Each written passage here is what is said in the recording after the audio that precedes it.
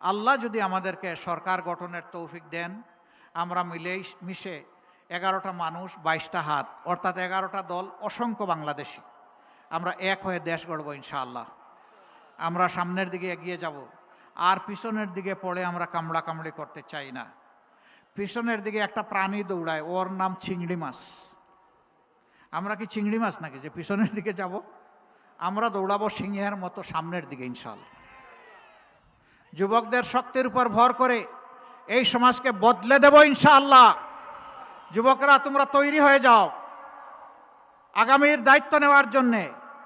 এবার দেখবেন আমাদের প্যানেল যুব নির্ভর প্যানেল, এই প্যানেলে বিপুল সংখ্যক যুবককে আমরা তুলে এনেছি।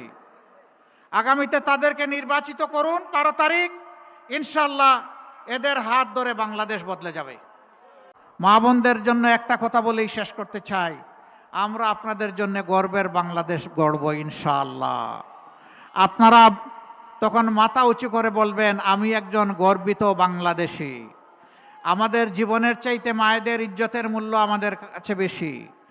আমরা গৃহে, চলাচলে, কর্মস্থলে, সর্বত্র আমরা আমাদের মায়েদেরকে উচ্চকিত করব। আমি একটি আক্ষেপের কথা বলেই বিদায় নিচ্ছি। একটা দল শুনলাম ইদানিং বলছেন তাদের হাতে দেশ আসলে তারা নাকি দুর্নীতি নিয়ন্ত্রণ করবেন।